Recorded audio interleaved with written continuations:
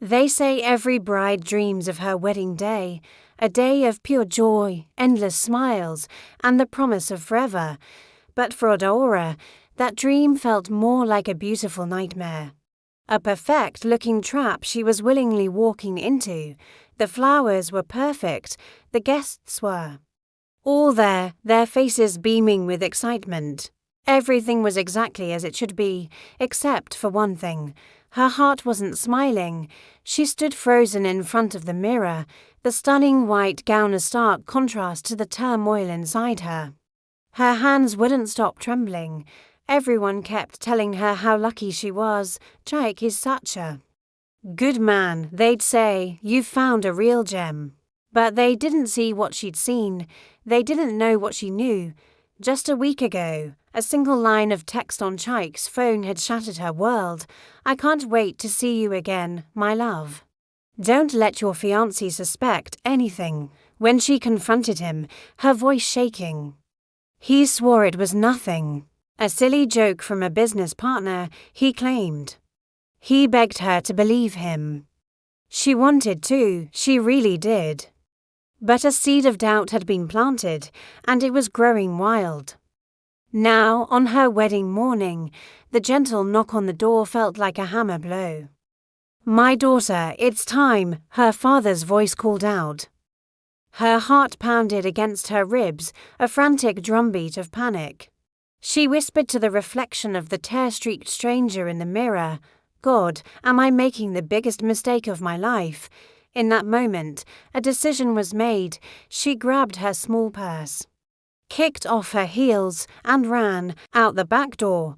Down the quiet street she fled, her veil catching the wind like a white flag of surrender. She had no destination, no plan.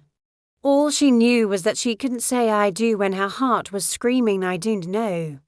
She ended up on a cold bench near an old, quiet church, the rain beginning to fall like tears from the sky. She finally let go, sobbing uncontrollably. A few moments later, a gentle voice cut through her grief. My child, why are you crying in a wedding gown? An old woman, sweeping the church steps, was looking at her with kind eyes. Through her tears, Odaora confessed, I'm supposed to be getting married right now, but I'm scared. What if he hurts me? What if this is a mistake I'll regret forever? The old woman stopped sweeping, looked her straight in the eye, and said something that changed everything. Every journey of love begins with some fear. But the real question is, who is bigger, your fear or your faith? Those words struck Odaora's soul like a bolt of lightning. She realized she wasn't just running from Chaik, she was running from her own lack of trust, not in him, but in the path God had laid out for her. She took a deep breath, stood up, and for the first time that day, a real smile touched her lips. If this is my destiny, she thought, I will walk into it. Not because I'm certain, but because I trust the one who leads me. Odaora walked back into her own wedding 30 minutes late. Her gown was a little dirty, her hair a mess, but her heart was calm and steady. As she walked down that aisle, she saw Chaik's eyes fill with tears. Not because she looked perfect, but because she came back. Sometimes the bravest thing we can do isn't to smile through the ceremony, but to face our deepest fears and still choose to love. Because true, lasting love isn't the absence of doubt. It's the courage to stay, even when every part of you wants to run. Thank you for watching.